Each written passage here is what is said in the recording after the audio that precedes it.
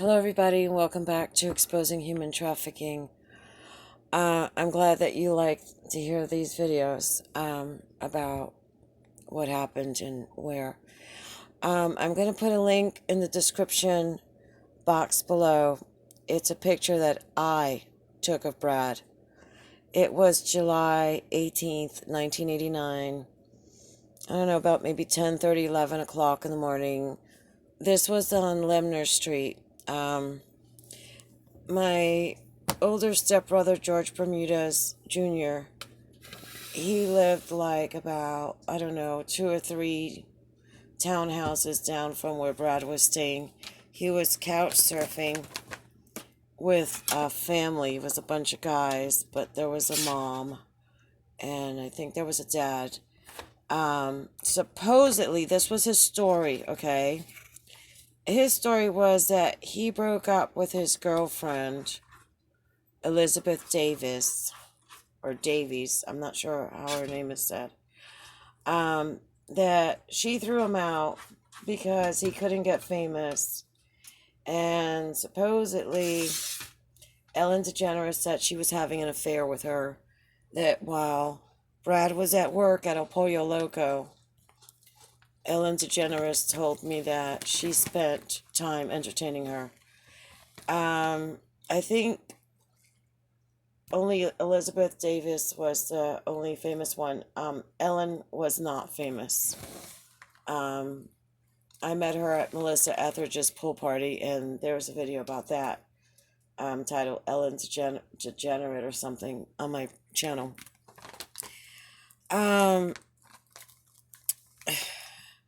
My brother, well, my stepbrother, God, it's so hard, these names, because my mom hid the paternity, so I'm having to relearn how everybody's related to me.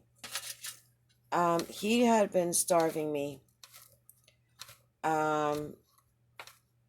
That's how they do with human trafficking. You know, you either get sleep deprived, which I already was enough of from my stepfather, George Bermudez Sr., coming in to molest me every night and making me have oral sex with him. And so my stepbrother, George Bermudez Jr., decided to start starving me. He had picked me up the Thursday before. I went to work on Friday, Saturday and Sunday. There was no food in the house.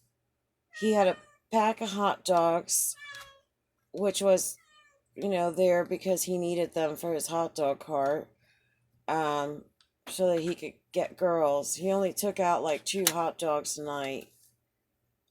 I guess 2 victims, right?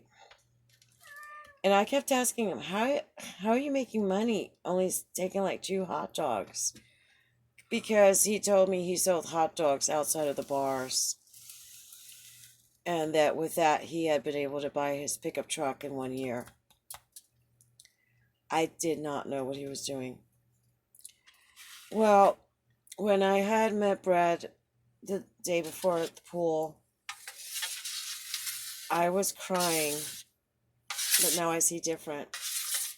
I was crying because I didn't want to go back home, and things weren't working. Brad said he had heard me crying, and he came to talk to me, but now I know, my stepbrother had the bright idea that I should go out to the pool, and then all of a sudden, Brad showed up, okay? And so Brad was telling me that he was moving because supposedly Elizabeth Davies had thrown him out. And so he was staying at that townhouse with that family that was like maybe, I don't know, 3 or 4 townhouses down on Lemner Street in Chatsworth. The way that this complex was, you drove in from the outside, all you saw was garages. And then you came in through the garage, and then there was like a small yard patio, and then you could come in through the sliding glass door, into the little dining room, kitchen area. And then there was a living room, there was a bathroom, and then there were underneath the stairs that went upstairs to the bedrooms. And then the front door opened up to the inside of the complex, of the courtyard. This was taken outside of where Brad was staying with that family. As you could tell, he looks all happy and the good Christian boy. He's wearing a cross pendant. And when I had spoken with him at the pool the day before, he was saying that, he had some photos and he showed me photos that they had made of him because he was trying to get a job in Hollywood as a movie star. And so I told him I would, take some pictures. I had studied photography and I was really good at it. And he went and got a camera and film. And I had also mentioned that I was starving because my stepbrother was starving me. If you don't eat, you can't think straight. And I kept telling my stepbrother, take me to the grocery store and I'll go get some groceries for us. And I'll cook, because I like to cook. And he kept saying, oh, yeah, we'll go later. And he wouldn't take me anywhere. There wasn't really any mail. I didn't really know his address because he had picked me up at my cousin's house that I had been staying with before that. So I couldn't even order a pizza or anything. I didn't know where to send it to. There was no caller ID or any of that back then. It was just a phone, connected to the wall. No cell phones, no GPS, no caller ID or nothing. Okay. And I had mentioned to Brad that I was really hungry and, that I was surviving on hot dogs and, I think water or something and coffee. Because he didn't have anything at all in the refrigerator or in the cupboard. He had nothing. I think I had found a can of soup that I had eaten. And so the next day, Brad shows up with groceries. And I was like, oh my God, you didn't have to do this, And he said, oh, I was just being neighborly. The night before we had met up, I said I was going to go to JR Saloon with my stepbrother, and he showed up with a friend of his. And believe it or not, I made him dance. It was Madonna, Express Yourself. I had put a quarter in the jukebox, and I loved Madonna. And I just had to dance that song. I didn't care. And, he's like, I don't dance. And I pulled him out, made him dance. And he's not a good dancer. But he kissed me for the first time. So he came in with the groceries, and I offered to give him money, but he wouldn't take it because he was being neighborly. And he was talking to me. We spilled salt on the table, and he's really superstitious, and he started throwing salt over his shoulder because he said that's what his mom said to do, but he didn't know which shoulder to throw it on. And I had been singing at the pool with him the day before. He wanted me to sing him a song, and I sang what is it? In Your Eyes by Debbie Gibson. Yeah, that's a song. I Get Lost in Your Eyes. I was in love with him. I know it's kind of fast, but I was only 21. But it was I never felt that way about anyone. But then again, it's Brad Pitt. But I don't know.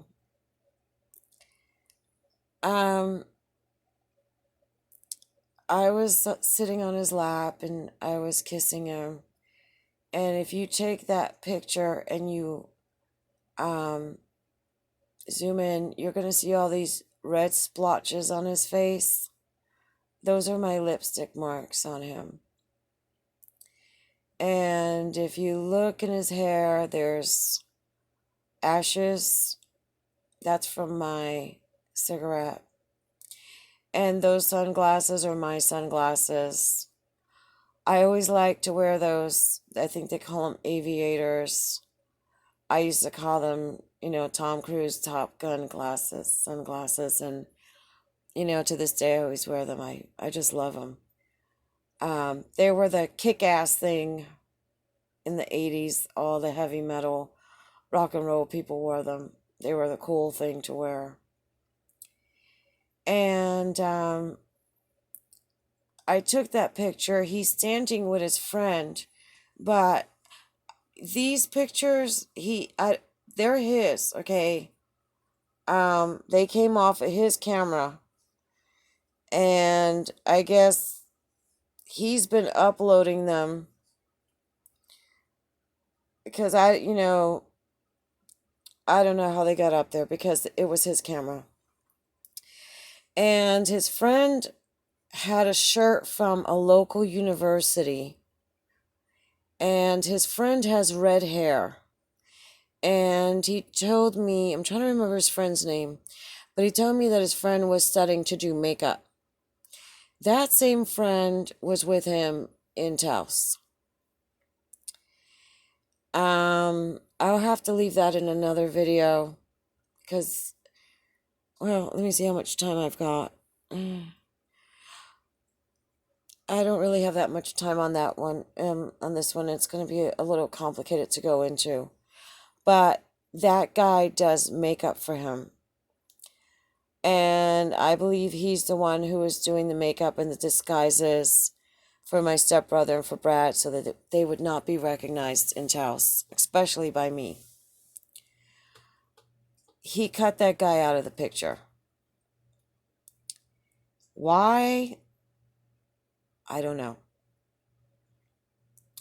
But, okay, I'll tell you this when I still have some time on this video.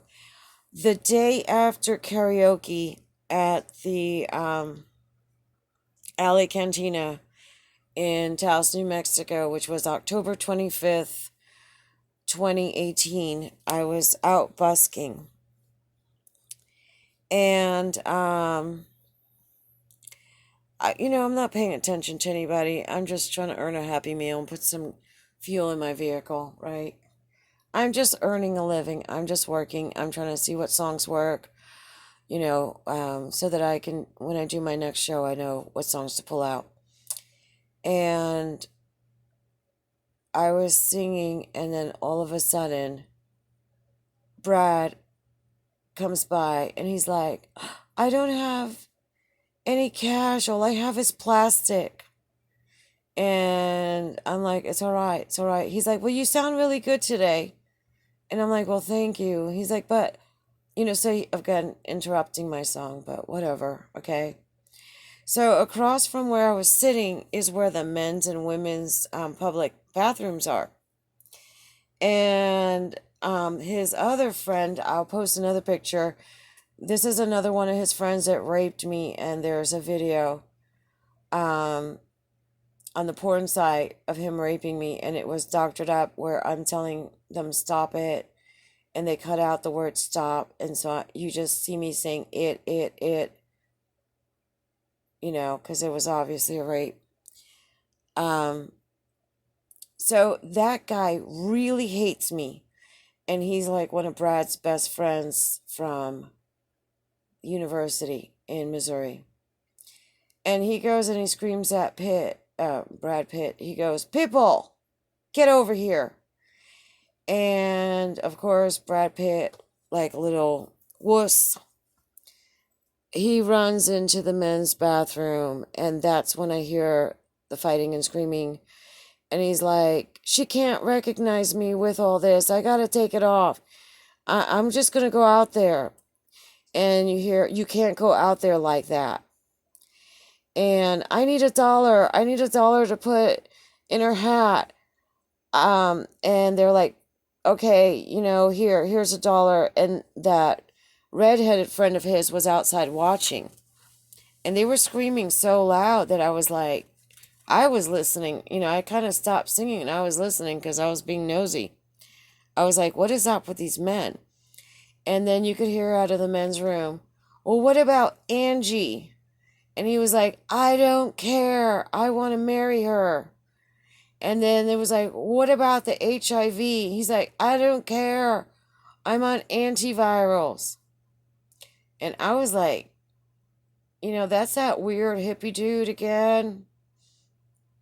I better be careful with these people. I better not stay around here. Maybe I should move again. And he's like, she's not going to remember me if I look like this. I got to go out there. So they're like screaming, you can't go out again. And so finally, I go back to singing. And the next thing I know, somebody runs out of the men's room, jumps down the stairs, lands right in front of me, and squats and looks at me straight in the eye. And I astrally projected. For a second, I was like, I don't know, it was something supernatural. And then I come back into my body, and he's looking at my eyes and looking at my lips and looking at my eyes and looking at my lips. And I'm like, who is this? I know this person. Who is this? And I see the scar under his left eye. But he had put the gray wig on, and his hair was long. He had just done that Once Upon a Time in Hollywood movie. And so I see the brown hair sticking out underneath the wig. And I'm like, oh, this guy wears a wig. Wait a minute. And so then he just kind of got up and left. And I'm still going, who is this? I know this person. I know this person. Who is this person? Who is this person?